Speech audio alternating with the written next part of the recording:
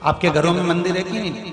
भगवान का, लड्डू गोपाल का, ठाकुर जी का, शंकर जी का, देवी जी का, देवता जी का, छोटा सा होगा, इतना सा मंदिर होगा। अपने अपने घरों में छोटा बहुत मंदिर तो होगा ना? सबके यहाँ है? अरे बोलो तो, सबके यहाँ है? ठीक है। जिस कॉलोनी में आप रहते हैं उस कॉलोनी में भी मंदिर होगा। जिस नगर में आप रहते हैं उस नगर में भी मंदिर होगा। जिस सोसाइटी में आप रहते हैं उस सोसाइटी में भी मंदिर होगा। मंदिर क्यों बनाया जाता है? मंदिर का निर्माण क्यों किया जाता है?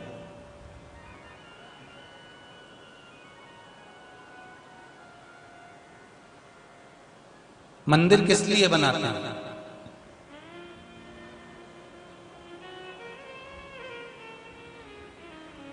रामचरितमानस यदि आप लोगों ने देखी होगी तो रामायण में गुस्सा करने के लिए, क्रोध करने के लिए एक कमरा बनाया जाता था, जिसको केकई जाके बैठी थी, उसका नाम क्या था? कोप भवन। ये पुरानी रीति है त्रेता की। सतयुग और त्रेता युग और द्वापर युग की बात को स्मरण करो कि गुस्सा करने के लिए एक कमरा बनाया जाता था और उसमें जाकर जो बैठता था, जिसको क्रोध आता था, फिर उस क्रोध वाले व्यक्ति से मिलने के लिए दूसरे को जाना पड़ता था कि क्रोध क्यों आ रहा। हर कोई क्रोध करते भी नहीं थे। उस भवन का नाम होता था कोप भवन।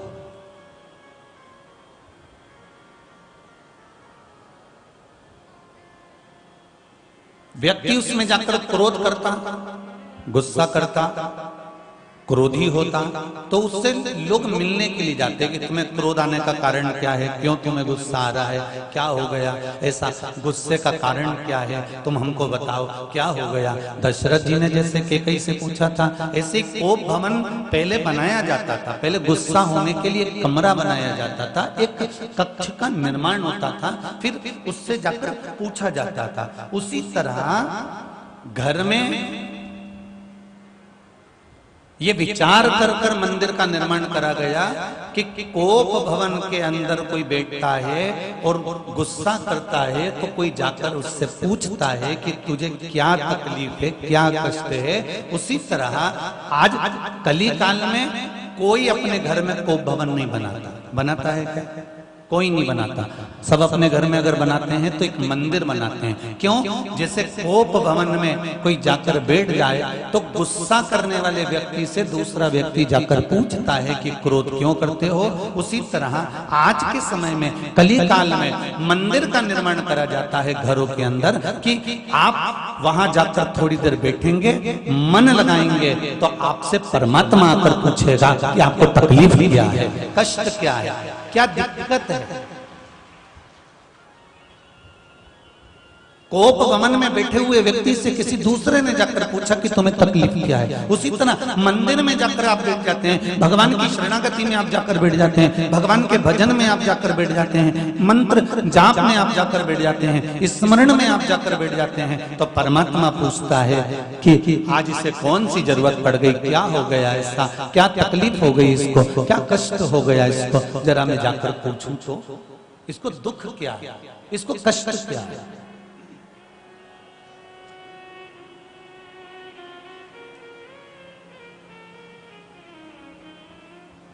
नाम है तेरा तारणहारा, कब तेरा दर्शन होगा। जिनकी प्रतिमा इतनी सुंदर, वो कितना सुंदर होगा, वो कितना सुंदर।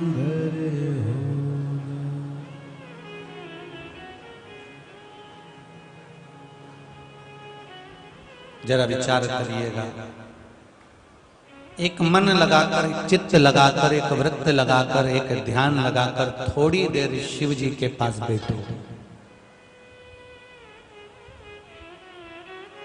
कुछ देर बैठो,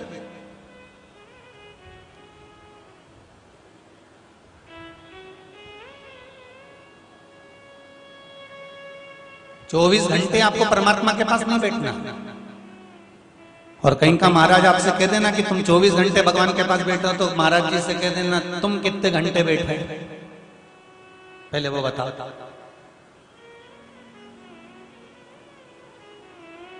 पहले उनसे पूछना कि आप कह रहे हो कि 24 घंटे भगवान के पास बैठो, तो उनसे पूछो तुम कितने घंटे बैठे। तुलसीदास जी लिखते हैं आधी में पुनी आध। बहुत पहले का लड़का और लड़की देखना और आज का लड़का लड़की देखना, दोनों में अंतर है। पहले के जो बुजुर्ग बैठे हैं, ये हमारे मर्दा जी बैठे हैं, हम तो इनसे भी पूछ लेंगे, ये भी बुजुर्ग ही है। और भी इस कथा पंडाल में जितने बूढ़े बूढ़े बुजुर्ग लोग बैठे हैं, मैं उनसे पूछना चाहूंगा जब आपकी शादी हुई होगी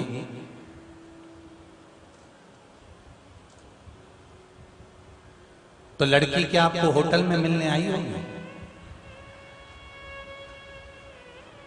जरा बोलो तो जम के। जितने बुजुर्ग बैठे हैं यहां पर, घर के लोग गए, लड़की देखकर आ गए, लड़के को बुलाया, सोफे पे बैठा, लड़की आई, चाय की ट्रे लाई, उसने रखी, बैठी भी नहीं, बस नीचे रखी। उतनी देर में लड़के ने लड़की को देख लिया, लड़की ने लड़के को देख लिया और विवाह पक्का हो गया और आज तक नहीं बढ़ा। एक निगाह मिली थी मात्र, और वो एक निगाह जो मिली, वो निगाह ऐसी मिली कि आज तक प्रेम के नाते से, प्रेम और स्नेह से निभ रहा। और एक आज का विवाह, छोरा छोरी को दिखाओ, होटल में मिला, बात पक्की हो जाए, 8-8 घंटा मोबाइल पे 10-10 घंटा लगे रहे, रात भर बात करते रहे, शादी हो गई, 2 साल के बाद तलाक हो गया।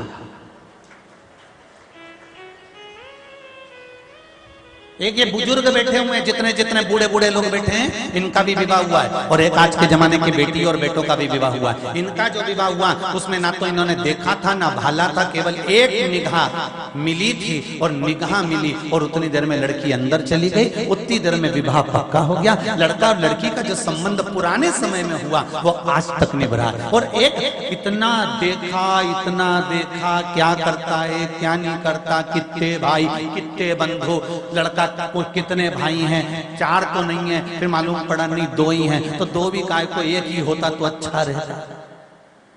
घर में कौन कौन है, तो के बस सास है, अरे ससुर होता तो अच्छा रहता, सास निपट जाती तो अच्छा था।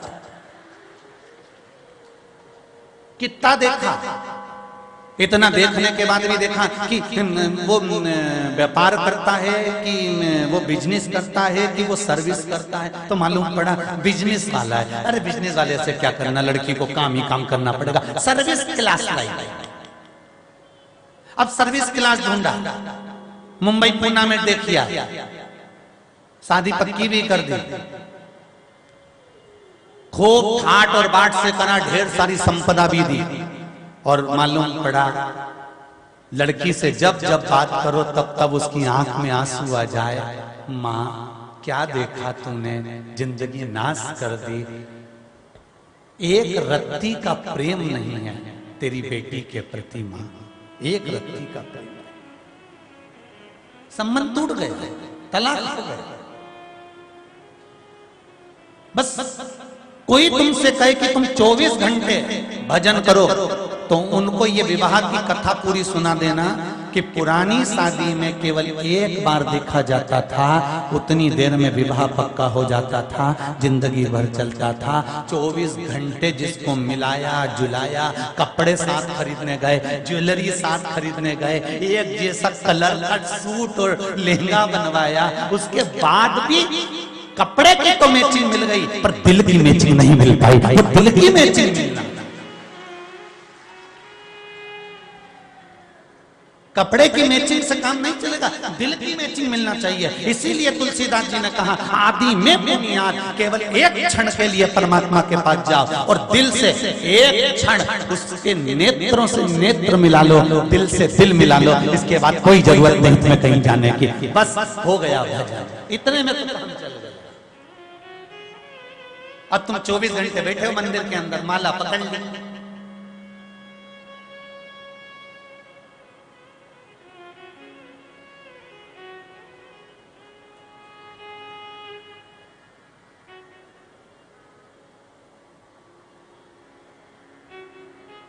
अरे उधर से झाड़ू लगाती लगाती ले जा।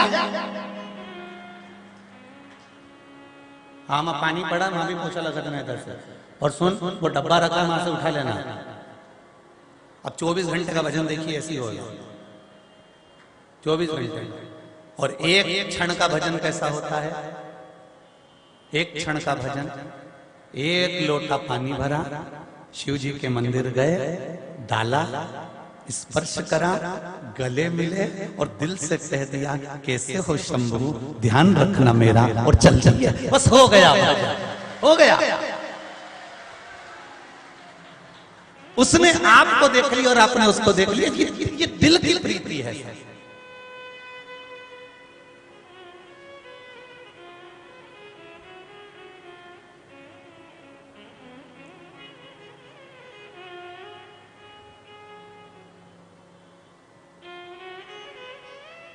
महाराज, ना जी भर के देखा, ना कोई बात की, बड़ी आरज़ू थी मुलाकात की। जिससे कम बात होती है ना, उससे बात करने का मन करता है। हरिद्वार रोज रोज आते रहोगे तो कहीं घूमने नहीं जाओगे। हरिद्वार पहली बार आयोगे ना तो मन करेगा मनसा देवी भी चले जाऊं, चंडी देवी भी चले जाऊं, दक्षेश्वर महादेव भी चले जाऊं, नीलकंठ भी चले जाऊं, ऋषिकेश भी चले जाऊं। जितना घूम सकता हूं सब घूम लो, जितना देख सकता हूं देख लो। और दूसरी बार फिर अपने परिवार वाले के साथ आ गए तो तुम क्या होगे? तुम कर आओ दर्शन, मैंने तो कर चल। तीसरी बार आओगे तो फिर कह दोगे एक ही तो बात है, गंगा जी का पानी भी तो नल में ही आ रहा है।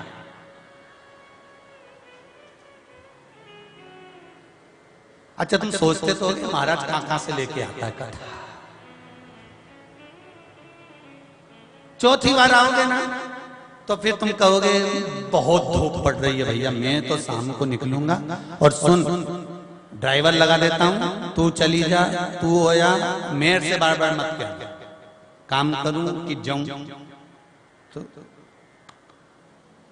अब जिससे कम मिलना होता है, थोड़ी देर का, एक क्षण का मिलना होता है, वो ध्यान बहुत रखता है, बहुत। कथा देखना हो ना तो ये देख सकते हो, दक्ष प्रजापति की सभा लगी थी, सारे देवता बैठे थे, शंकर भगवान भी आकर बैठे, सबने प्रणाम करा,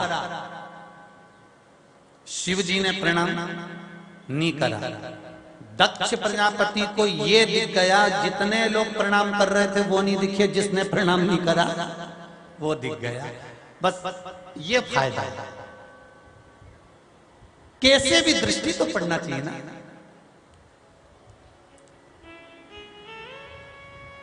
ये जितने फूफा होते हैं ना, फूफा, जीजा, बहनोई, दामाद, ये शादी ब्याहों में थोड़े से जो बड़े बड़े फंक्शन होते हैं, इसमें मुंह क्यों फूलाता है? कारण क्या है? बोलो जरा जम के बोलो, कारण क्या? उनका कारण केवल एक ही है कि परिवार को ये बताना चाहते हैं कि हम दामाद है। दामाद का मतलब हम दमदार है। हम जमाई, जमाई का मतलब यम के भाई है। हम बेनोई, हम बेमतलब के नहीं है। ठीक है, ये दिखाना चाहते हैं तो जिससे सारे परिवार की दृष्टि इन पे पड़ जाए कि ये साहब नी साहब, ये जमाई साहब है, नी साहब ये बहनोई साहब है, नी साहब ये फूफा है, नी साहब ये है। तो इनकी अपनी एक बात होना चाहिए कि हमारी दमदारी दिखना चाहिए। उसी तरह भगवान शंकर 33 कोटि देवता बैठे थे, पर शंकर भगवान ने उठ के प्रणाम नहीं करा। शंकर भगवान ये देखना चाहते थे कि मेरा ससुर मुझे देख रहा है कि नहीं देख रहा। इनको ये ज्ञात होना चाहिए कि दामाद भी इस सभा में बैठा हुआ है, और इन्होंने सबको प्रणाम किया, सबको राम राम करी, सबको जय श्री कृष्णा करी, सबको हरि हरि बोली, और मैं बैठा हुआ था और मुझसे कुछ नहीं बोला। तो इन्होंने कहा जब इनने नहीं बोला तो अपन भी नहीं बोले, और ये चुपचाप बैठे रहिए। इनने ना तो हूं बोली ना हाँ बोली, चुपचाप बैठे अपना व्हाट्सएप चला। अब बुरा तो लगेगा।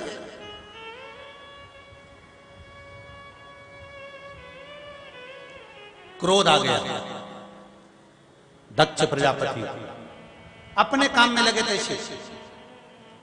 आज का व्यक्ति अपना काम क्या करता है? व्हाट्सएप चलाता है। और शंकर भगवान क्या कर रहे थे? व्हाट्सएप चलाना मतलब राम नाम जपना, मतलब कृष्ण नाम जपना, शिव नाम जपना, स्मरण करना। ध्यान नहीं गया, दक्ष प्रजापति का ध्यान गया।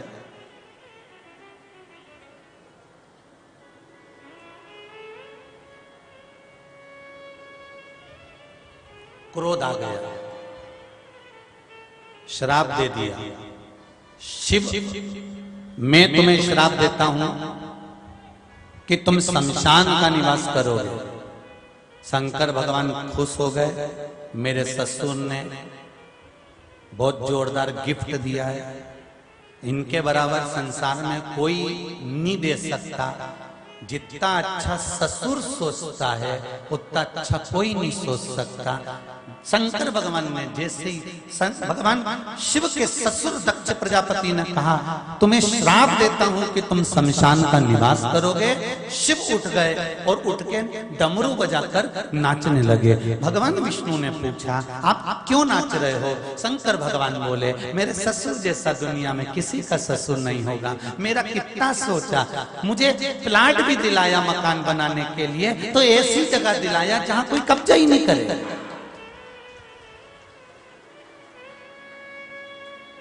अब शमशान में कौन कब्जा करने जाएगा?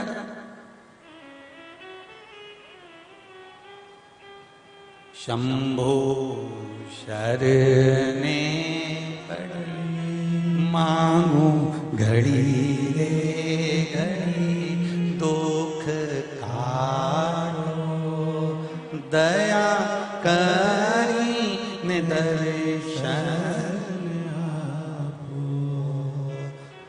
शिव जी ने सोच लिया दक्ष प्रजापति से अपन को ज्यादा बात नहीं करना।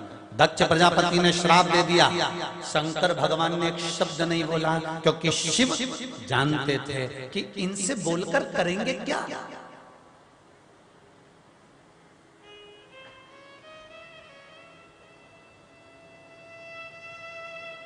अरे आप लोग जितने लोग भी कथा सुन रहे हो ना, चाहे आस्था चैनल पर सुन रहे हो, चाहे फेसबुक यूट्यूब पर सुन रहे हो, चाहे इस मायापुरी में कथा श्रवण कर रहे हो, हरिद्वार की पावन धरा पर कथा श्रवण कर रहे हो, हर की पौड़ी शिव महापुराण की कथा सुन रहे हो, एक बात आपसे पूछना चाहूंगा। आपके मोहल्ले में आप निकल कर जा रहे हो, गाड़ी पे बैठ के जा रहे हो, साइकिल चला कर जा रहे हो, या फिर पैदल जा रहे हो, और इतने में नगर निगम की, नगर पालिका की कचरे की गाड़ी आ गई। उसमें बहुत सारा कचरा भरा हुआ है और वो कचरे की गाड़ी बहुत बदबू मार रही है। इतनी बदबू, और कचरा भी गिरते गिरते जा रहा है। तो तुम क्या करोगे? बोलो, सब बोलो, जितने जितने आस्था पे बैठे हो, जितने मोबाइल पे सुन रहे और जितने इस मायापुरी में सुन रहे, क्या करोगे? तुम कचरे की गाड़ी के पीछे पीछे चलोगे? बोलो तो नहीं। कचरे की गाड़ी के साथ साथ चलोगे?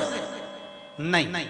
तुरंत मुंह बंद करोगे, गाड़ी वाले से कहोगे स्पीड में ले, आगे लगे, जल्दी बढ़, और गाड़ी तुरंत आगे।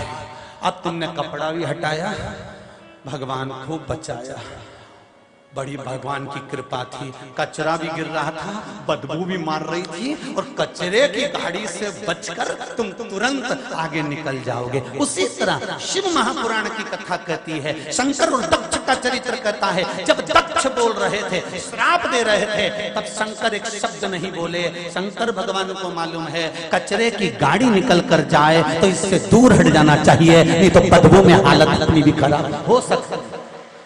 शिव जानते, क्रोध करने वाला, अपशब्द कहने वाला, ताने देने वाला, आड़ा टेढ़ा करने वाला, गालियां देने वाला, यदि तुमको गाली दे रहा है तो निवेदन है थोड़ा साइड का रास्ता पकड़कर निकल जाओ, कचरे की गाड़ी के पीछे मत चलो और ना कचरा उठा के वो की गाड़ी में वापिस धरो, क्योंकि हाथ भी बदबू मारेगा।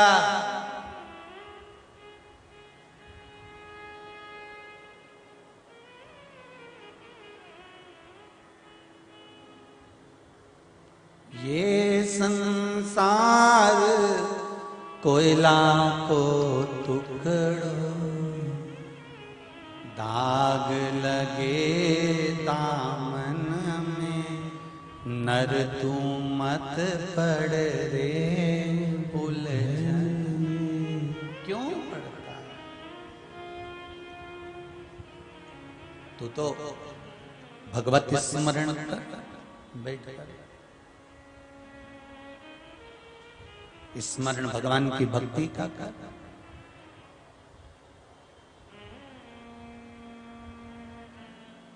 उसकी भक्ति में झूमो, उसकी भक्ति में डूबो।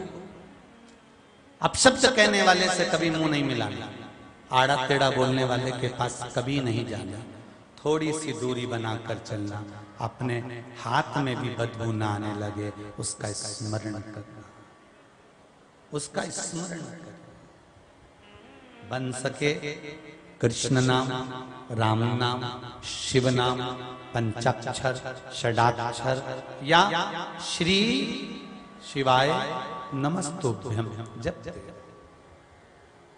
जिस समय में गोविंद बोलो प्रेम से, गोपाल बोलो रे, गोविंद बोलो प्रेम से, गोपाल बोलो रे, तुम गोविंद बोलो रे, गोपाल बोलो रे, तुम गोविंद बोलो रे, गोपाल बोलो रे, तुम गोविंद बोलो प्रेम से, गोपाल बोलो रे, गोविंद बोलो प्रेम से, गोपाल बोलो रे, तुम गोविंद बोलो प्रेम से, गोपाल बोलो रे, गोविंद बोलो प्रेम से, गोपाल बोलो रे, ओ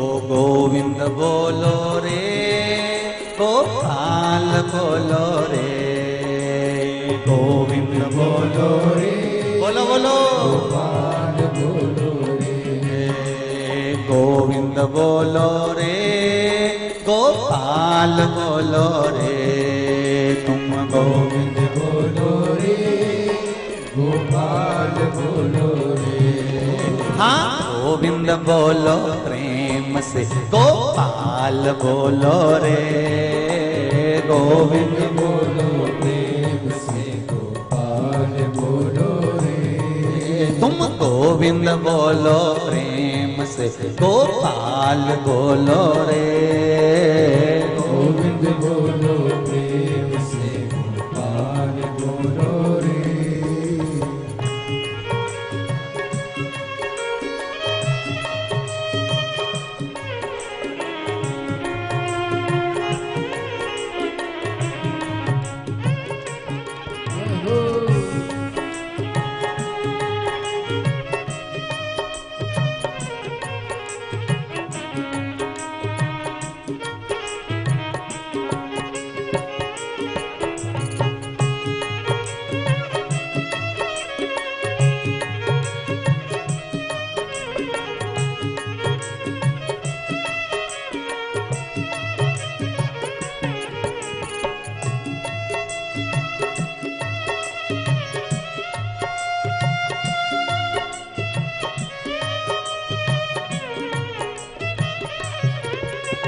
बोले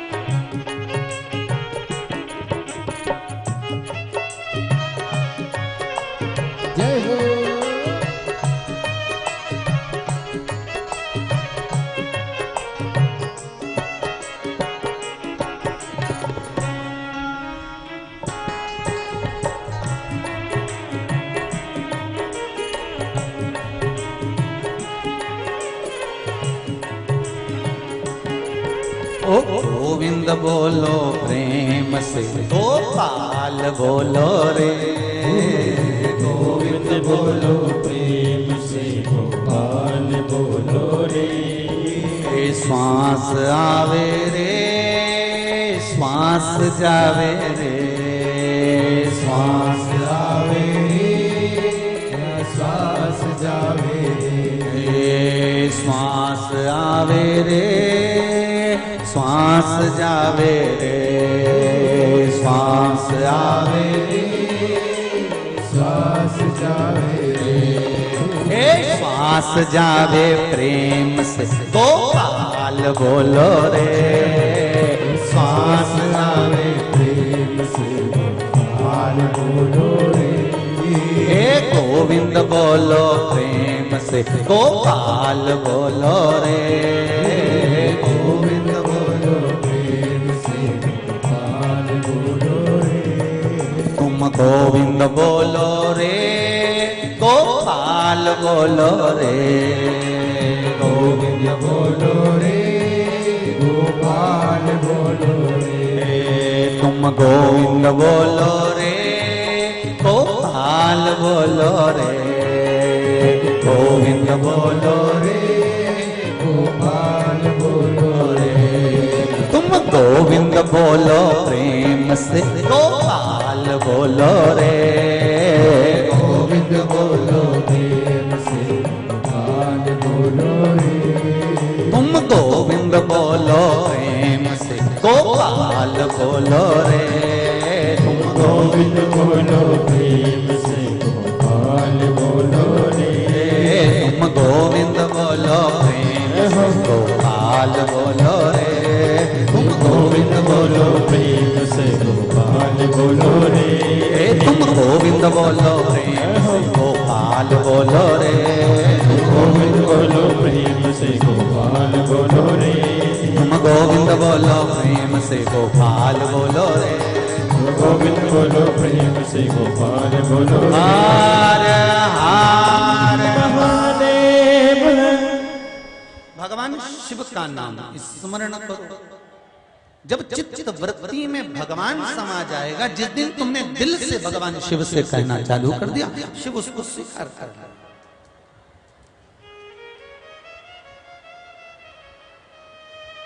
श्री शिवाय नमस्ते। दिल से बोलिए जरा। मायापुरी में बैठे हो, अपने मन की कामना कर कर बाबा को बोलना। इस मंत्र के साथ में अपनी मन की अर्जी भगवान को लगा। श्री शिवाय नमस्तुभ्यं, श्री शिवाय नमस्तुभ्यं, श्री शिवाय नमस्तुभ्यं, श्री शिवाय नमस्तुभ्यं, श्री शिवाय नमस्तुभ्यं। भगवान से अपने मन की बात कहते थे।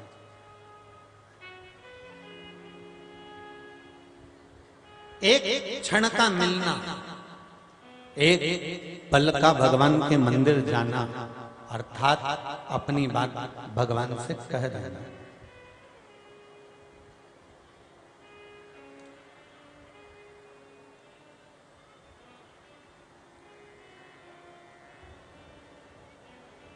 भगवान ने अगर हमको पैदा करा है, जन्म दिया है, तो कुछ अच्छा करने के लिए दिया। अपने आप को स्पेशल समझो, फालतू नहीं। कलकत्ता में कहा था ना कि फालतू का सामान जब तुम अपनी अलमारी में नहीं रखती, घर में नहीं रखती, तो भगवान अपनी सृष्टि में, पृथ्वी पर तुम फालतू रखेगा क्या? वो भी तो सोच विचार कर हमको जन्म देता होगा।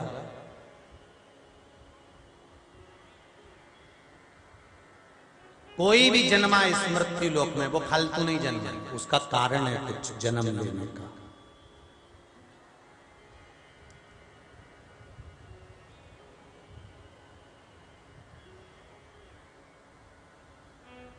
एक वो जन्म लिया था,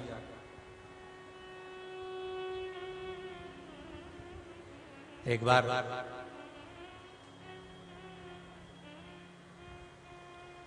दक्ष प्रजापति ने जब शंकर भगवान को देखा और कहा कि तुम्हें मैं श्राप देता हूं, तुम शमशान में निवास करोगे, तुम शमशान में रहो।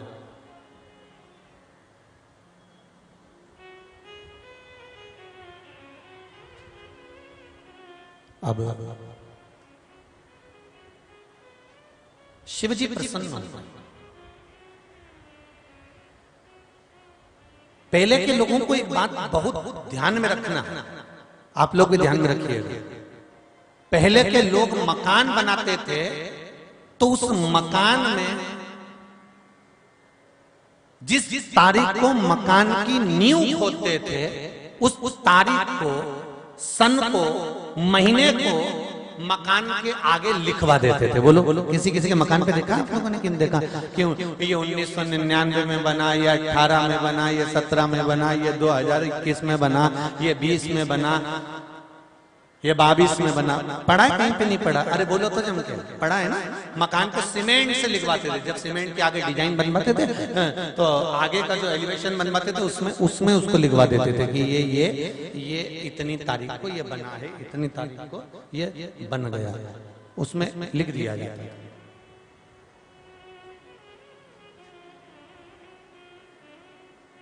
मेरे भोलेनाथ शिव जी ने भी अपने मन पर वो तारीख लिखी जब दक्ष प्रजापति ने श्राप दिया शंकर भगवान को शमशान में रहने का।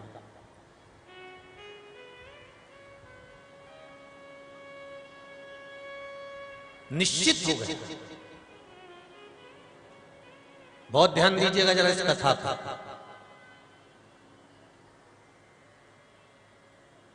सावधानी से जरा ध्यान रखना। तारीख, तिथि, दिन निश्चित हो गए कि इतनी तारीख को इतनी तारीख को इतनी तिथि में ये निश्चित हो चुका है।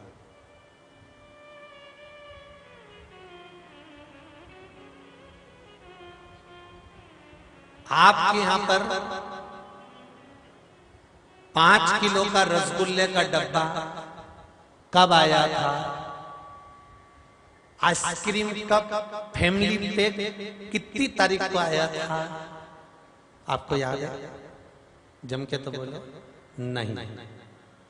पर आपके यहां अगर कोई दुख आ गया, तकलीफ आ गई, तो वो तारीख आपकी जिंदगी में कोई नहीं मिटा सकता। आपको याद बनी रहती है कि मैं दिन तारीख को बीमार पड़ी थी, मेरे साथ में ये तकलीफ हुई थी, मेरे साथ में ये कष्ट हुआ था, मेरे साथ में ये परेशानी आई थी।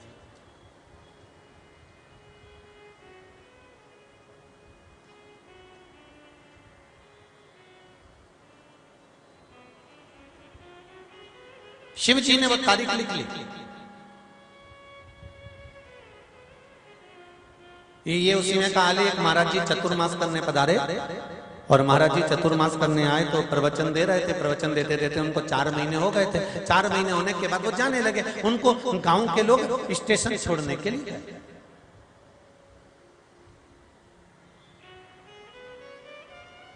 और गांव के लोग जब स्टेशन छोड़ने के लिए गए तो गांव के लोगों ने महाराज जी से कहा, महाराज जी अब आप जा रहे हो, जाते जाते थोड़ी सी ज्ञान की बातें और बता जा। महाराज जी को आ गया गुस्सा। महाराज जी ने कहा, तुम सब पगले हो, मूर्ख हो, गधे हो, और छोटे वाले गधे नहीं, बड़े वाले गधे हो। आ गए, थोड़ा सा और ज्ञान दे दो, भागो यहां से, चलो निकलो यहां से।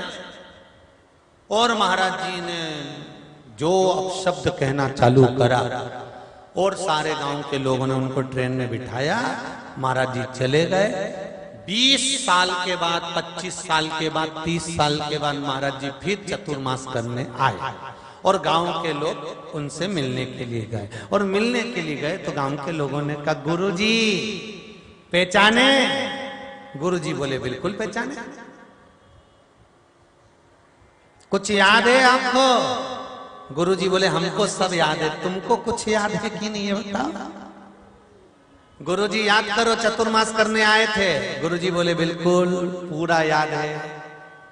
गुरुजी याद करो, हम आपको स्टेशन छोड़ने के लिए गए थे और आपने कितना कितना हमको बोला था, याद है? गुरुजी बोले मुझे सब याद है। स्टेशन पे मैंने तुमको कहा था तुम गधे हो, छोटे नहीं बहुत बड़े वाले गधे, मूर्ख हो। गुरुजी बोले मुझे सब याद है। अब ये बताओ, 5 अप्रैल को मैंने कथा चालू करी थी चतुर्मास की, 9 तारीख को कौन सा प्रवचन दिया था जल्दी बताओ। पूरे गांव के लोग बोले कैसी बात करते हो कि 9 तारीख की कथा हमको अभी तक याद रहेगी। तो गुरुजी बोले स्टेशन पर 2 मिनट कहा था, वो 25 साल तक याद रखा और 4 महीने बैठकर कथा बाची, 1 मिनट याद नहीं रह पाए। ये संसार, आप किसी के लिए कितना ही अच्छा कर देना, लोग उसको याद नहीं रखेंगे। आपने एक गलती कर दी, दुनिया याद रखेगी। आप एक गलती कर दीजिए, दुनिया आपको याद रखेगी, पूरी दुनिया।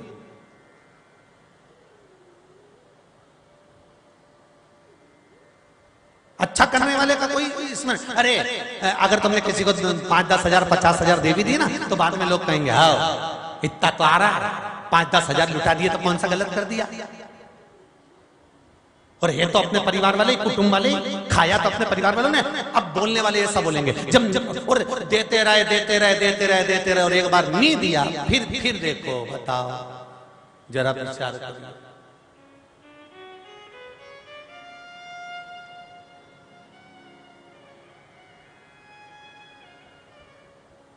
बस शिव जी ने वो तारीख स्मरण में रख ली कि मेरे ससुर ने मुझे आज यहाँ पर विराजमान किया है, संसान दिया है। तो शिव जी ने अपने गणों से कहा संसान में क्या रहता है, चिता की भस्म।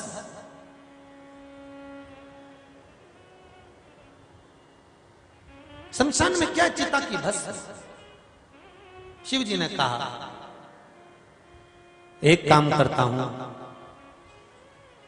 पूरे समय तो मैं शमशान में नहीं रह सकता, कैलाश पर रहूंगा, पर सुनो, बिना चिता के भस्म के एक दिन भी नहीं रह सकता, ये पक्का कहता हूं। बिना चिता भस्म के एक दिन भी नहीं रह सकता।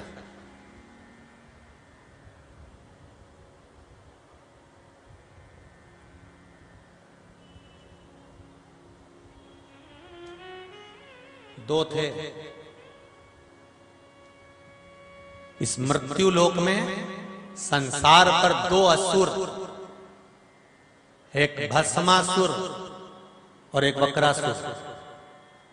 ये 2 ऐसे थे जिनके हाथों में शिव जी ने ऐसा वर दे दिया था कि ये जिस पर हाथ रखेंगे वो भस्म हो जाएगा। वक्रासुर कौन था?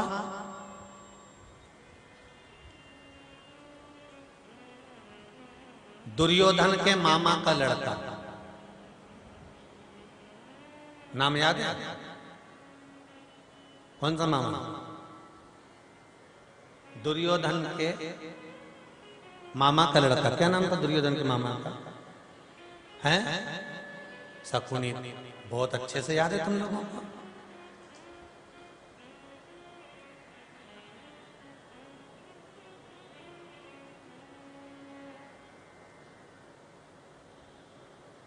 याददाश्त अच्छी है। मुझे लगता है 2 बादाम तुम जरूर रोज घिस घिस के खाते हो। पक्की तो है, होना चाहिए। शकुनी का बेटा था वक्रासुर।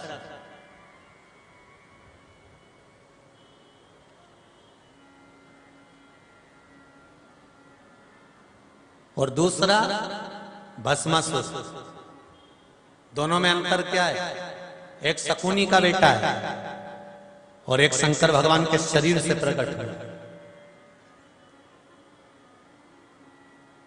आज भोलेनाथ जी ने, भगवान शंकर ने कह दिया, पार्वती, ए पार्वती, पार्वती जी यहीं बोलिए प्रभु, पार्वती चिता की भस्म लाओ, मेरे शरीर पर मलना है मुझको। पार्वती जी ने नंदी को बुलाया, नंदी जल्दी जाओ चिता की भस्म लेकर।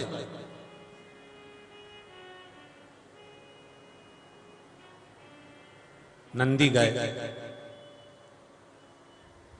और नंदी दौड़ कर गए।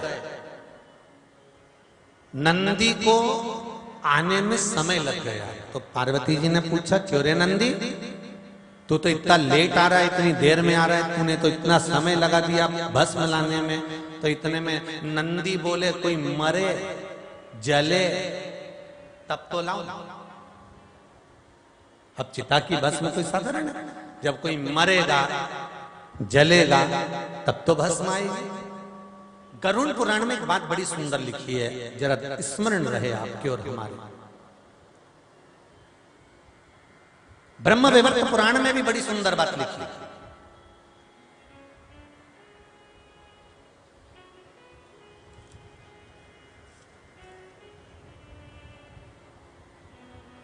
ये भस्मासुर और बकरासुर की जो कथा ब्रह्म वैवर्त पुराण के पृष्ठ संख्या 739, अध्याय 35 और 36।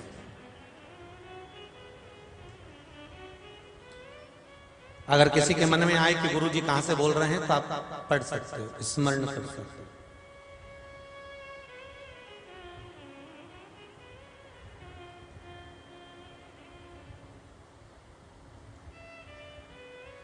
गरुड़ पुराण में भी एक बड़ी सुंदर बात कही, ब्रह्म वैवर्त पुराण में भी एक बड़ी सुंदर बात कही कि जितने माता के गर्भ से बच्चों का जन्म होता है, जितने जन्मे हैं मृत्यु लोक में उतने मरते भी रोज हैं।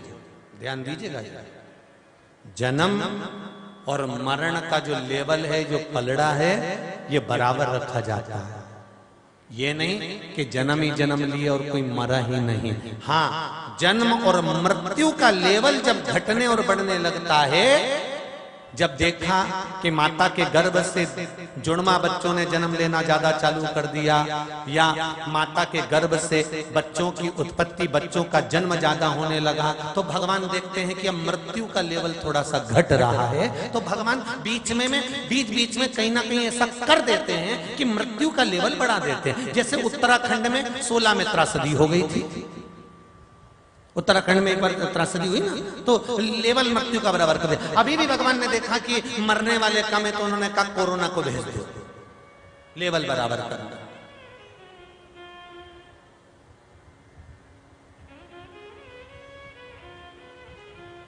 और जैसे ही कोरोना बीमारी आई, लोगों ने मरना चालू करा, ऊपर बहुत सारा कोटा इकट्ठा हो गया।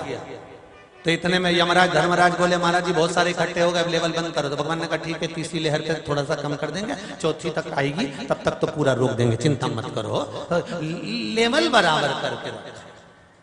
जन्म का और मृत्यु का जो लेवल है, वो मेरा शिव, मेरा ओघड़दानी, मेरा शंभु, मेरा शंकर बराबर करके रखा। तो भगवान शंकर ने तुरंत नंदी से कहा, तुम कहां गए थे? तो कहा चिता की भस्म लेने गए थे। तो चिता की भस्म लाने में इतनी देरी कैसे कर दी? तो क्या महाराज जी वो मुर्दा आए, जले, तब तो भस्म मिले। तो शिव जी ने कहा ये जरूरी नहीं है कि एक ही शमशान में मुर्दे आएंगे। संसार में से ना जाने कितने शमशान है, ना जाने संसार में कितने शमशान भरे पड़े हुए हैं जहां पर मुर्दे आते ही रहते हैं। एक शमशान से मेरे लिए भस्म नहीं, जो शमशान मिल जाए उस शमशान की भस्म ला सकते हो। नंदी दौड़ कर गए और दौड़कर नंदी गए और भस्म लेकर आ गए। शिव जी को भस्म ला करके, अब जल्दी जल्दी में अगर कोई काम होता है ना, जल्दी जल्दी में अगर आप कोई आप सामान लाते हो, जल्दी जल्दी में कोई कार्य करते हो, तो काम थोड़ा सा तो बिगड़ जाता है। जल्दी में अगर करोगे तो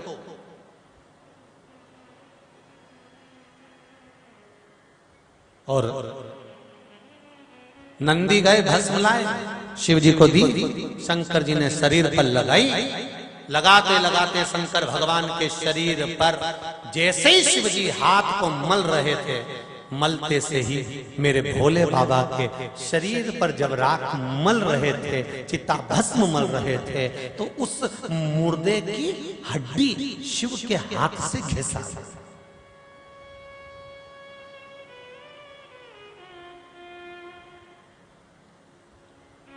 आपके बच्चे पूछेंगे भस्मासुर का जन्म कैसे हुआ था, बता देंगे।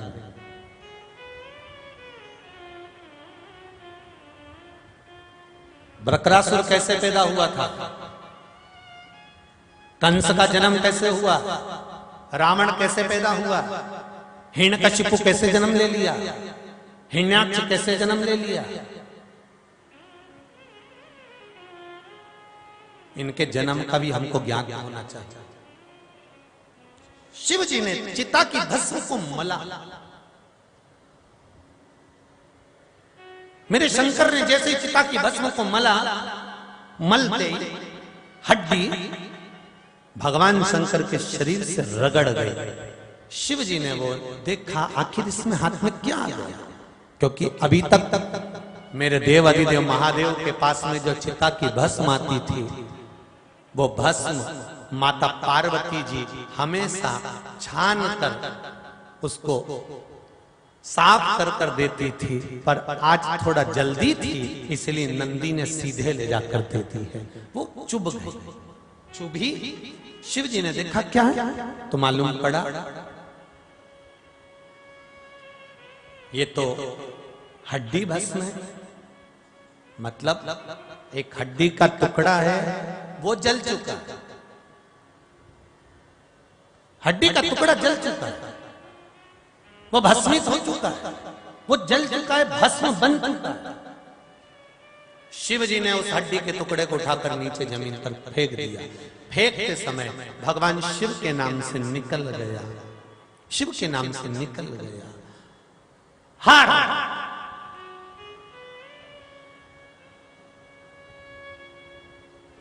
और जैसे ही हर कहकर जमीन पर वो हड्डी का टुकड़ा, जला हुआ भस्म का टुकड़ा जैसे गिरा, गिरते से उससे एक असुर ने जन्म ले लिया जिसका नाम भस्मासुर हुआ। वो असुर है।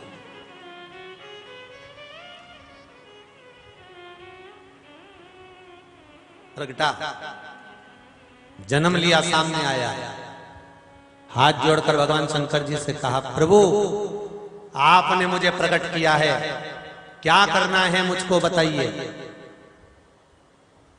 शिव जी ने कहा, तुम्हारा नाम भस्मासुर होगा, तुम्हें इसलिए प्रकट करा है कि तुम एक ही काम करोगे, मेरे लिए चिता की भस्म ढूंढ कर लाओगे प्रतिदिन।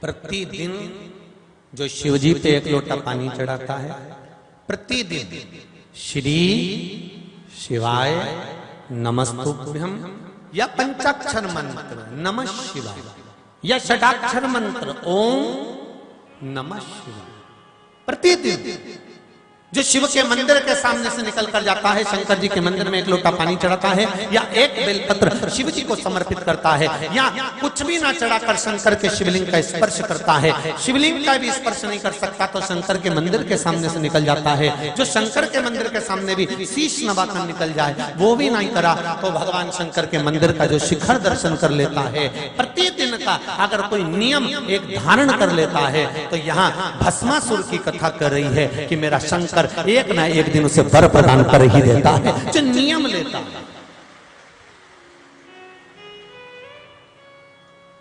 एक नियम बनाओगे ना तो वर जरूर मिलेगा।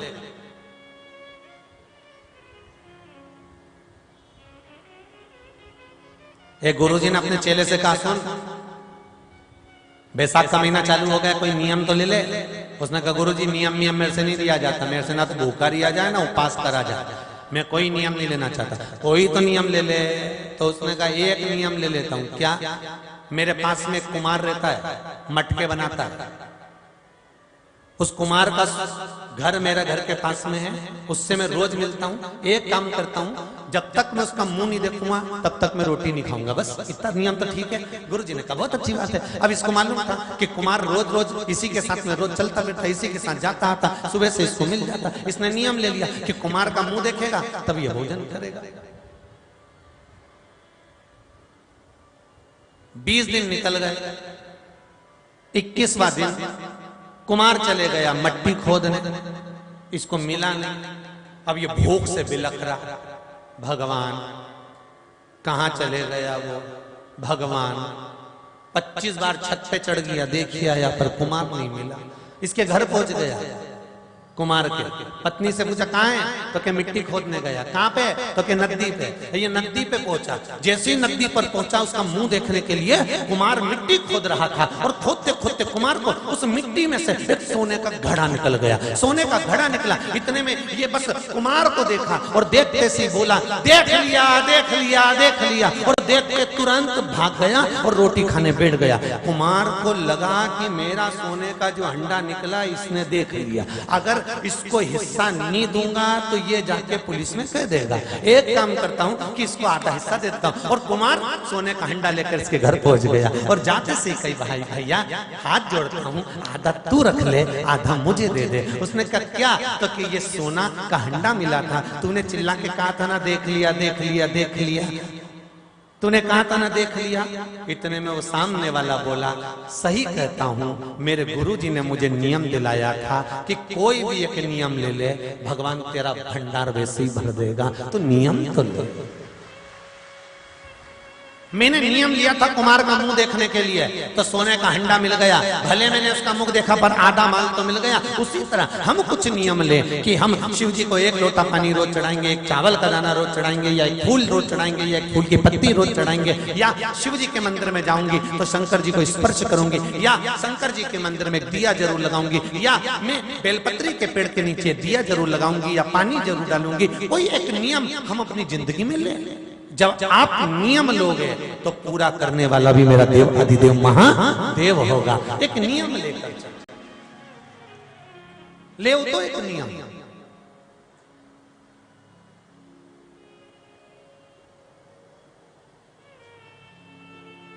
हमारी तो आदत ऐसी हो गई है, हमें कोई नियम लेना ना कुछ करना, बस कहीं से ऐसा महाराज मिल जाए जो छू मंत्र करके हंडा निकाल के दे दे, बस ना हमें नियम लेना ना कुछ धारण। अरे भाई भजन नहीं करोगे तो कहां से मिल जाएगा।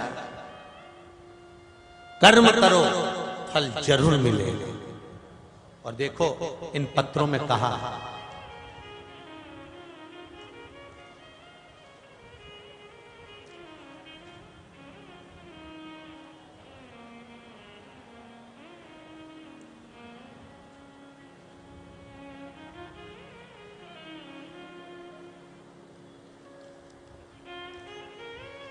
सारे पत्र बड़े सुंदर लिखे हैं आप लोगों ने।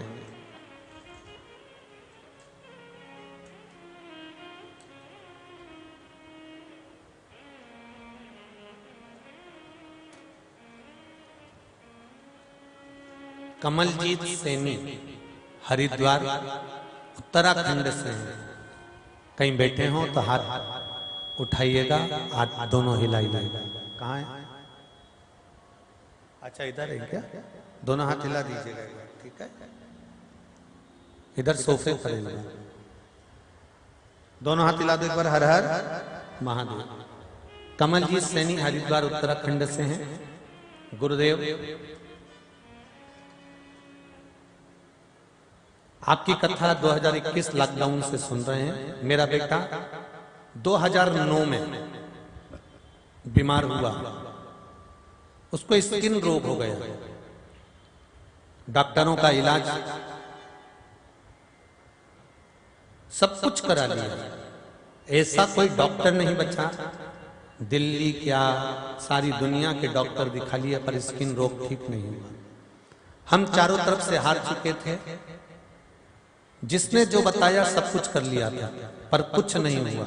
फिर मैंने जब कथा सुनी आपकी, उसमें शिव महापुराण पर विश्वास सुना, और उस विश्वास के साथ में आपने जैसा जैसा कहा वैसा उस बच्चे के लिए करना प्रारंभ करा।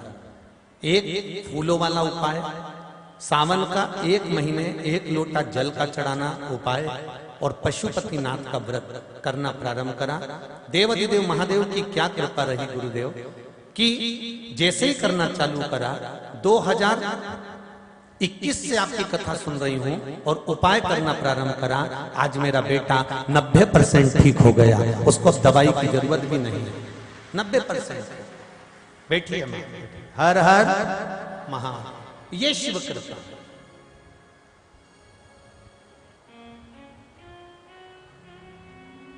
अगर भक्ति है, विश्वास, एक पत्र और है देखिए,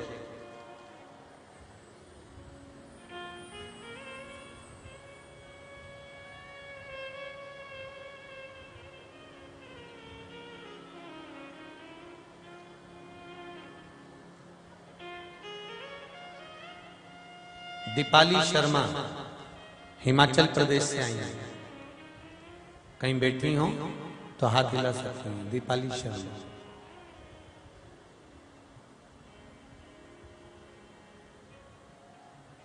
इन्होंने लिखा है, गुरुदेव नौकरी नहीं थी, बहुत दुखी थी, खाने तक के लाले पड़ गए थे। पशुपति नाथ के व्रत प्रारंभ करे, मैंने कथा नहीं सुनी थी, किसी ने बताया था कि व्रत कर लो, मैंने व्रत कर ली है, और बाबा की ऐसी कृपा रही कि मेरी सरकारी बैंक में नौकरी लग गई है। मैं बाबा को धोख लगाने प्रणाम करने आया। ये पत्र दीपाली हिमाचल प्रदेश से, और उन्होंने पद भी लिखा है, गुरुजी मुझे बैंक विशेषज्ञ अधिकारी की नौकरी मिली है। यहाँ लिखा है उन्होंने, विशेषज्ञ अधिकारी की नौकरी। ये शिव कृपा। शंभो शरणे पड़ी, मांगू घड़ी रे दुख का, दया करी दर्शन। आपका विश्वास, आपका भरोसा, आपकी दृढ़ता, आप शिव को समर्पित तो करो। एक नियम बना लो आप कि मुझे एक लोटा पानी चढ़ाना है, और कितनी कितनी भी बड़ी बीमारी, फिर निवेदन करूंगा, कैंसर जैसी बीमारी के लिए भी कहूंगा कि आप शंकर की भक्ति में लगो। ये एक पत्र आया है कैंसर से जुड़ा हुआ, देखिए।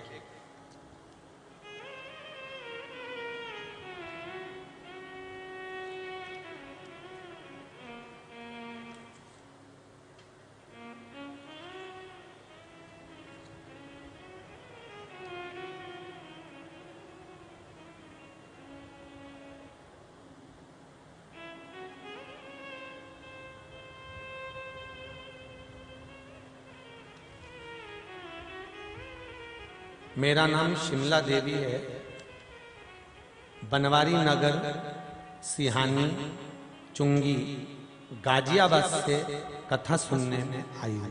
कहीं बैठी हैं? बैठी हो तो हाथ उठाकर दोनों हाथ हिला दीजिएगा। आप ही हैं? दोनों हाथ हिला दीजिए। हर हर महादेव। आपने लिखा है, दीदी गुरुदेव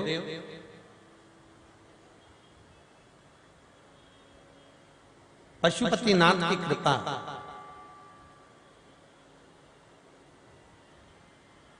मेरे पति की पीठ पर एक गांठ थी। गुरुदेव वो गांठ बड़ी होती चली जा रही थी, जिसका पता तक नहीं चला। जब दर्द उत्पन्न हुआ तब उसको दिखाया, गांठ आई। सब तरह के ऑपरेशन की सबने राय दी और बताया कि कुछ गड़बड़ भी हो सकता है, पर आपने कहा था एक कथा में कि शिवजी को चढ़ाया हुआ जल या रुद्राक्ष का जल शंकर को समर्पित कर कर उस जल को पीना चालू करो। गुरुदेव वो जल पीना चालू करा। आज मेरे पति की पीठ की गठन गल चुकी है, अब गांठ नहीं। ये शिव कृपा। बैठिए बहन। हर हर महादेव। शिव करुणा सागर। कि अगर भोले बाबा का सहारा न होता तो दुनिया में कोई हमारा होता। जब जब दुख आए, जब तकलीफ आए, जब कष्ट आए, और हम तो यहां तक कहेंगे कि केवल दुख तकलीफ या कष्ट में ही नहीं, शंकर को एक लोटा पानी, तुम्हें लगता है कि अभी मेरा काम नहीं हुआ, तुम्हें लग रहा है कि मैं तो रोज मंदिर जाती हूँ, रोज आराधना करती हूँ, रोज जल चढ़ाती हूँ, इसके बाद भी मुझे दुख है, तो समझ लेना कि कुछ न कुछ विपदा भारी है, इसलिए मेरा भोलेनाथ धीरे धीरे काट रहा है। थोड़ा समय तो लगेगा पर काट देगा। ये विश्वास के साथ मंदिर में जाए। आप विश्वास के साथ शिव की आराधना करिए।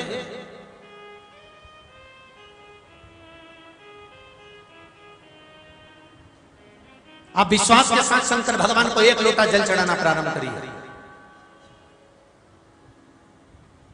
और जब विश्वास के साथ आप भगवान शंकर को एक लोटा जल चढ़ाना प्रारंभ करेंगे तो यह विश्वास मानकर चलना कि दुनिया का ऐसा कोई काम नहीं जो मेरा देवाधिदेव महादेव ना करते। महादेव ना करते। जब वो कामदेव को भस्म कर सकता है, जब वो कामदेव को भस्म कर सकता है, तो क्या आपके दुख को, तकलीफ को, समस्या को, कष्ट को भस्म नहीं कर सकता?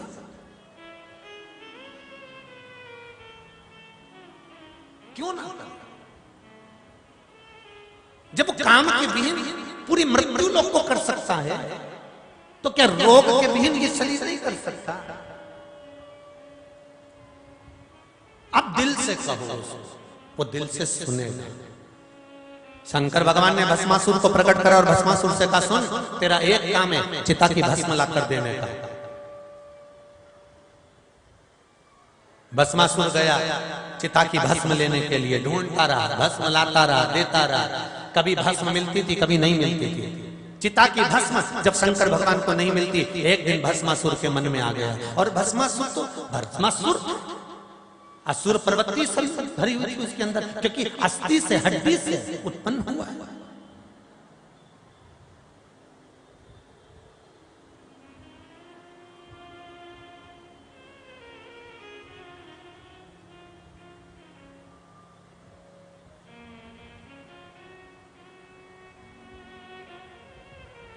क्यों? हिंदू धर्म में, सनातन धर्म में ऐसा क्यों नियम है कि किसी के मरने के बाद उसकी अस्थियों को, उसके हड्डी के 2-4 टुकड़ों को, एक अस्थि का टुकड़ा हो, 2 हो, उसको किसी पवित्र नदी में, गंगा, क्षिप्रा, नर्मदा, ताप्ती, गोदावरी, कृष्णा, ऐसी पवित्र नदियों में किसी के मरने के बाद उसकी अस्थियों को क्यों डाला जाए?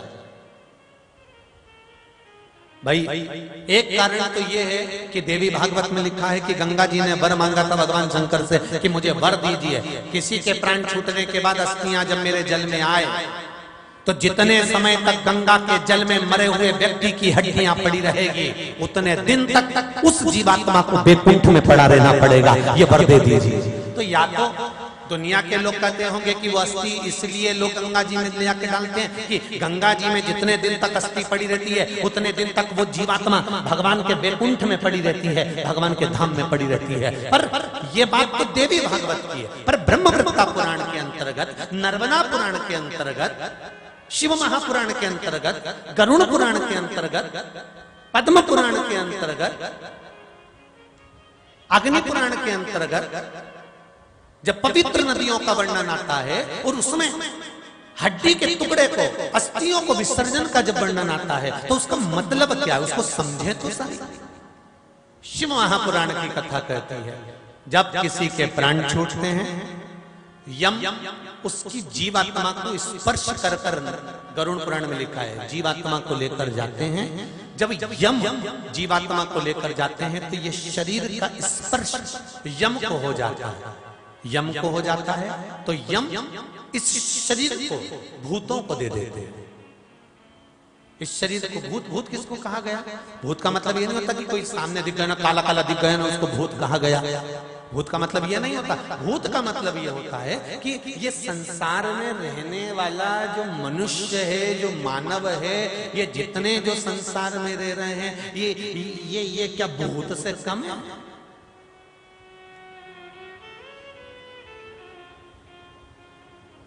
इनके बराबर संसार में कोई नौटंकी नहीं कर सकता रे भाई। जितने तुम लोग बैठे हो ना और जितने अपन लोग बैठे हैं, इनसे बराबर कोई भूत कम नहीं है। कितनी सुंदर सुंदर बातें कहते हैं। हम प्याज नहीं खाते, हम लहसुन नहीं खाते, और दूसरे का पड़ा हुआ धन मिल जाए तो सब चट कर जाए। बोलो रे भूतों, अरे बोलो तो सही, तेरा क्या होगा रे कालिया, विचार तो करो। दूसरे का धन मिल गया, किसी का पैसा ले लिया, खा गए, और नाटक इतना करे कि हम प्याज नहीं खाएंगे, हम लहसुन नहीं खाएंगे, हम ये नहीं खाएंगे, हम वो नहीं खाएंगे, और वक्त पड़ने पर दूसरे का धन खा जाओ, दूसरे की संपदा खा जाओ, दूसरे की दौलत खा जाओ, दूसरे की मान प्रतिष्ठा यश खा जाओ, वो खा जाओगे। अरे ओ भेरू, जरा विचार तो करो, कहा जाओगे। नाटक, हम ये नहीं खाएंगे, हम वो नहीं खाएंगे, हम ये नहीं खाएंगे, हम वो नहीं खाएंगे, और वक्त पड़ने पर रेंदो दादा नी क्यों। वैसे ही लोग कहते हैं सियोर वाला महाराज तो आड़ी टेढ़ी कथा बाचे। फिर निवेदन करूंगा, या तो सुधर जाओ नहीं तो सुधर जाओ, दो में से एक काम अच्छा करो, जिंदगी सार्थक होगी, सवरेगी।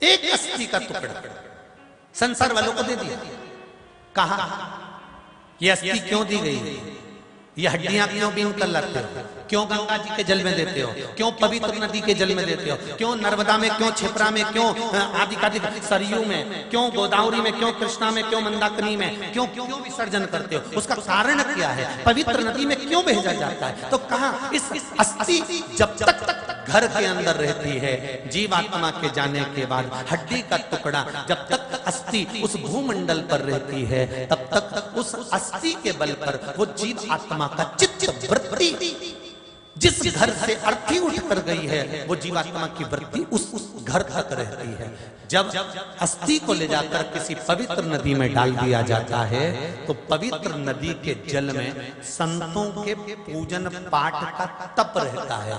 आप में कई लोग ऐसे होंगे जो भजन करते होंगे, आप में कई लोग ऐसे होंगे जो व्रत करते होंगे, आप में कई लोग ऐसे होंगे जो स्मरण करते होंगे, आप में कई लोग ऐसे होंगे जो राम नाम कृष्ण नाम भजते होंगे, आप में कई लोग ऐसे होंगे जो भगवान की भक्ति करते होंगे, आप में कई लोग ऐसे होंगे जो ठाकुर जी की सेवा करते होंगे, आप में कई लोग ऐसे होंगे जो जगदम्बा की सेवा करते होंगे, आप में कई लोग ऐसे होंगे जो दुर्गा महारानी का मंदिर का दर्शन करते होंगे, 33 कोटि देवताओं, आप में कई लोग ऐसे होंगे जो भगवान की भक्ति में डूबे रहते, कोई रामायण पढ़ता है, कोई गीता पढ़ता है, कोई कुछ पढ़ता है, कोई कुछ पढ़ता है। और ऐसे पवित्र जीवात्माएं जब नदी के अंदर स्नान करती हैं, तो इनका तप बल का तेज उस नदी में जाता है, और जो हड्डी पड़ी रहती है उस पर जब इनके तप बल का तेज पानी के साथ छूता है, तो उनको परम पद मिल जाता है, उनकी मुक्ति हो जाती है, उनका मोक्ष हो जाता है।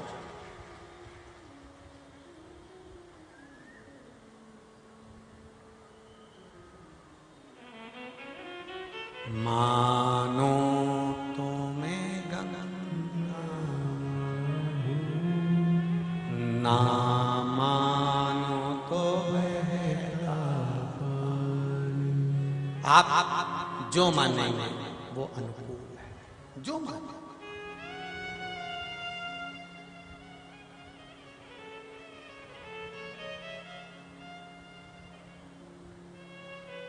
अब एक बात और सामने खड़ी हो जाती है, ध्यान देना। जो जीते जी गंगा नहाकर चले जाए, फिर उसकी हड्डियों को गंगा जी में डालना जरूरी है कि नहीं? अब तुम्हारे हित की बात आ गई, और केवल तुम्हारे नहीं, सियोर वाले महाराज की भी हित की, ठीक है? और दीनानाथ तो भी सुन ले। अच्छा अच्छा, सबके हित की।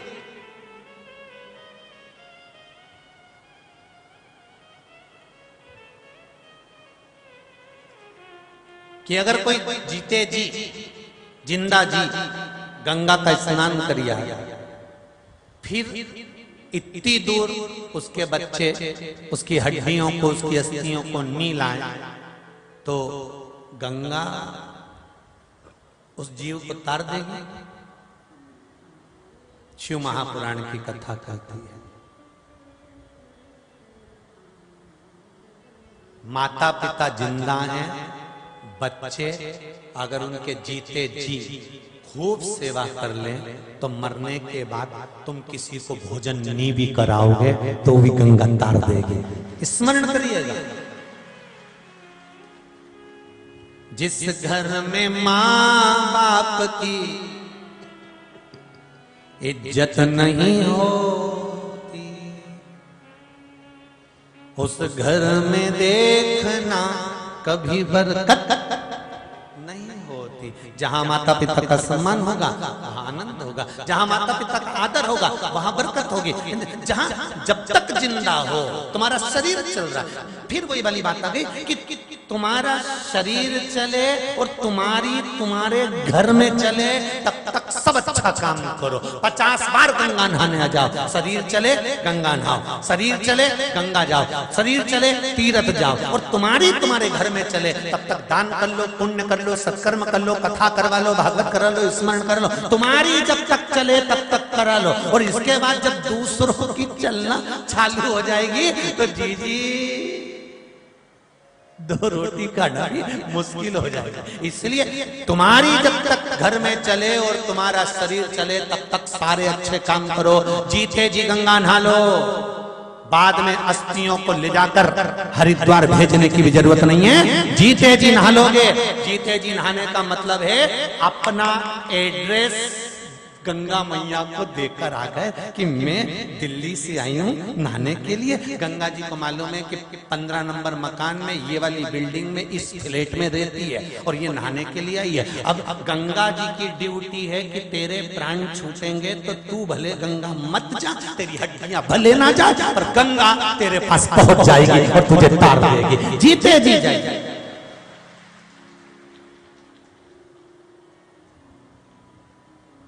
जीते जी बेचारे को एक रोटी नहीं खिलाई और मरने के बाद इतना बड़ा फोटो लगा के पट्टे पे धर के कंडा जला के, गाय का गोबर का कंडा, उसमें आग लगा के और घी और शक्कर, और फिर बाद में सिर पे पल्लू लेके दादाजी के धोखा लगा रही, माफ कर दे। दादाजी भी ऊपर से सोच रहे रुक तो जारी चंद्र घंटा, रुक तो। खुद तो रायता खा रही, पूड़ी खा रही, खीर खा रही, और मुझे शक्कर और घी छोड़ दिया। और मुझे पहले से ही तो दमे की बीमारी थी, सांस की, ऊपर से कंडा जला दिया, धुआं अगर लगा दिया। रुक जा, रुक। इसलिए निवेदन है, जीते जी दंगम दंगा मरे पीछे पहुंचा दी गंगा। ऐसे पहुंचने से कोई मतलब नहीं है। अगर शरीर अच्छा रहे, भगवान खूब कृपा कर कर रखे, तो भगवान से प्रार्थना करना कि एक बार शिव महापुराण में हरिद्वार में जाकर फिर सुन लूं ऐसी कृपा कर। वो शिव से बहुत सारे लोग रह गए आने के लिए, सब तैयारी करके बैठे थे। वो तो हमने एक दिन कथा में कह दिया था, ज्यादा भीड़ नहीं, जगह भी तो देखना पड़ती है।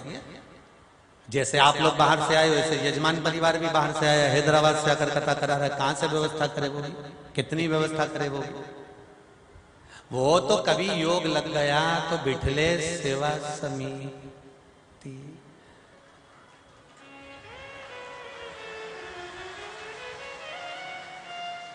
पर कभी योग मना, बाबा की कृपा हुई और कहीं अच्छा बाबा करुणा करे।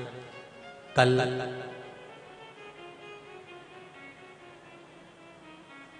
उत्तराखंड सरकार के मंत्रिमंडल के सदस्य लोग आए थे। कल आदरणीय मुख्यमंत्री जी से भी बात हुई रात्रि को, जब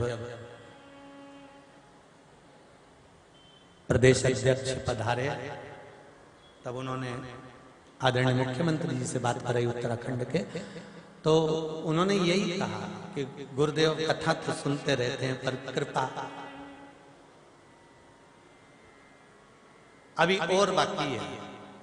तो हमने कहा बाबा जब बुलाएगा और शिव की कृपा होगी फिर हरिद्वार जाएंगे। ये तो शिव है, ये तो मेरा ओघड़ी है, शंकर है, वो बुलाता रहे, आते रहो, भजन करते रहो, कीर्तन करते रहो, शरीर चले तब तक भजन स्मरण करिए।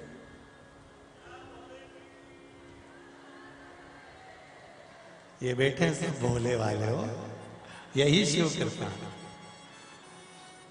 दिनेश जी एक बात तो है, भगत बहुत जोरदार है, यही शिव कृपा। सबकी भक्ति है और अलमस्तता है, अब भक्ति का आनंद है, यही आनंद है, यही सुख है। इसी को बस भजन कहते हैं, बस यही आनंद, इसी को सुख। भस्मासुर ने पूछा, मैं सब दूर जाता हूं, कभी भस्म मिलती है चिता भस्म कभी नहीं मिलती है। तो भस्मासुर बड़ा चतुर था और उस भस्मासुर को गुरु मिल गए थे शुक्राचार्य, और उन्होंने कह दिया था तू असुर है, असुर प्रवृत्ति को और पन पाया। जितने असुर होते हैं ना, इनको कोई भूख मारने वाला मिल जाए तो ये और उग्र हो जाता है। कहां चिता की भस्म ढूंढने जाता है, शंकर जी के पास में रहता है, तो शंकर जी से वर मांग ले कि तू जिस पे हाथ रखे वही भस्म हो जाए। रोज रोज शमशान जाने का लफड़ा ही खत्म, अपनी खुद की कंपनी डाल, काय को माथा पच्ची कर, खुद भस्म की फैक्ट्री बनाओ। बार बार टेबलेट लेने काय को मेडिकल जा, खुद बना। अच्छा ये भी बड़ी विचित्र है, शुक्राचार्य जी ने बोला और इसके दिमाग में बैठ गया। ये बड़ी विचित्र बात होती है महाराज। सिर दुखता है, दवाई पेट में जाती है, दवाई को कैसे मालूम पड़ता है कि ये सिर ही बंद करेगी? इसको सिखा के भेजा जाता है कि तू सिर में ही जाना। हाथ दुखता है तो दवाई पेट में जाती है, दवाई को कैसे मालूम कि उल्टा ही हाथ दुख रहा है, इसी पे जाना है। आंख दुखे दवाई पेट में जाए, दवाई को कैसे मालूम कि इसी आंख में जाना है। जैसे दवाई अपना काम करती है पेट में जाने के बाद कि उसको कहां जाना है, उसी तरह शिव महापुराण की कथा जितने लोग श्रवण करते हैं सबको लगता है महाराज हमको ही कह रहा। ये दवाई ये असर करती है, ऐसा लगता है ये हमको तो नहीं कह रहा है, कहीं हमको तो नहीं कह रहा है, कहीं हमको तो नहीं कह रहा है। ये दवाई वहीं फिट होती है जहां होना है, जहां दर्द होता है वहीं जा।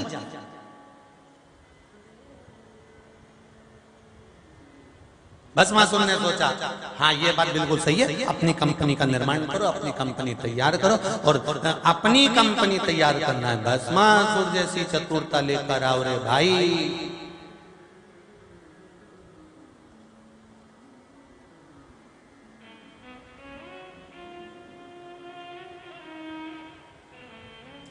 सेल्फ बन, स्वयं अपने आप को हमको वो बनाना है। दूसरे के यहां नौकरी करें ये अलग बात है। शंकर भगवान से कहना भोलेनाथ तेर को जल चढ़ाना प्रारंभ कर रही हूं, मैं दूसरे के यहां नौकरी करूं वो नहीं चाहिए, 50 मेरे घर नौकरी करे ऐसा बलवान बनाकर भेज दे। आत्मनिर्भर भारत,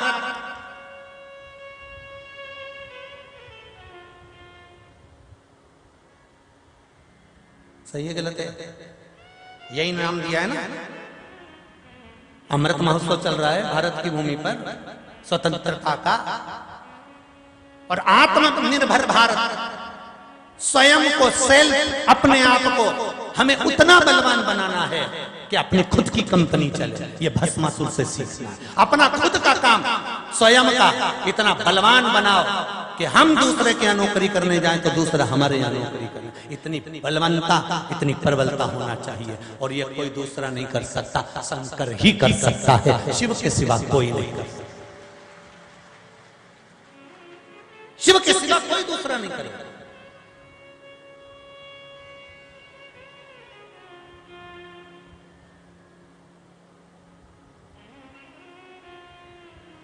आज मंदिर मंदिर में शंकर जी की आराधना हो रही है। प्रत्येक मंदिर मंदिर में शिव की आराधना हो रही है। अब दुनिया के लोगों को शंकर जी का मंदिर भी खटकने लगा है।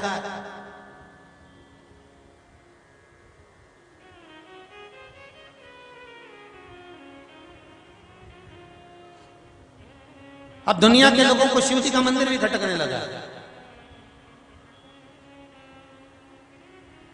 अभी बीच में बहुत रामनवमी के समय पर, हनुमान जयंती के समय पर कई कई जगह उपद्रव हुआ, तो लोगों ने किसी मंदिर को नहीं छुआ तो शंकर जी के मंदिर को तोड़ फोड़ करी, क्योंकि इनको मालूम पड़ गया कि शंकर सनातन धर्म को जागृत कर रहे हैं। शिव फिर सम्मुख में आकर प्रकट हो गए हैं। शंकर फिर अपने इस सनातन धर्म को आगे लेकर जाना चाहता है। इसलिए उपद्री तोड़ फोड़ भी कर रहे हैं। तो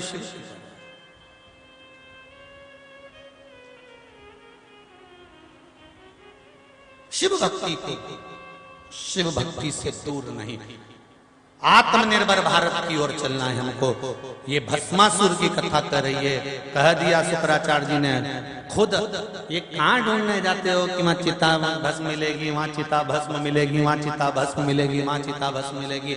अपने हाथ को इतना बलवान बना लो, जिस पे हाथ धर दो ने वही भस्म। अपने कर्म को इतना प्रबल बनाओ, मेहनत में पीछे मत हटो और आगे बढ़ते चले जाओ। संपदा खुद आने लगेगी आपके जीवन में, वैभव खुद आने लगेगा आपके जीवन में। अब बढ़ो तो भस्मासुर को लग गया। भस्मासुर शिव जी के पास गए। शंकर भगवान ने पूछा, क्यों रे भस्मा, मेरे लिए चिता की भस्म लाया? भस्मासुर बोले, प्रभु जी मैं ढूंढने के लिए जाता था, भस्म मिलती नहीं थी, तो फिर वापिस आ गया। क्या चाहता है बोल? भस्मासुर ने कहा, आप मुझे वर दे दीजिए कि जिसके ऊपर हाथ रखूं वही भस्म हो जाए। कहाँ रोज वो चिता की भस्म ढूंढने जाऊंगा, किसी को भी निपटा के तुरंत भस्म लेके आ जाऊंगा। अब शिव जी भी भोले, इतने भोले, इतने भोले, इतने भोले कि भूल गए कि अपने कोई भस्म बना रहे। शंकर जी ने प्रसन्न होकर कहा, कितना जोरदार मेरा शिष्य है। अब इनको ये नहीं मालूम कि कई बार शिष्य भी गुरु जी को खड्डे में डाल देते हैं। एक गुरु जी के दो शिष्य, गुरु जी बैठे थे, एक ऐसा तखत था, तखत के ऊपर एक पाटे पे बैठे थे और भगवान की सेवा कर रहे थे, श्रृंगार। गुरु जी ने अपने एक चेले को बुलाया, बेटा, ओ बेटा।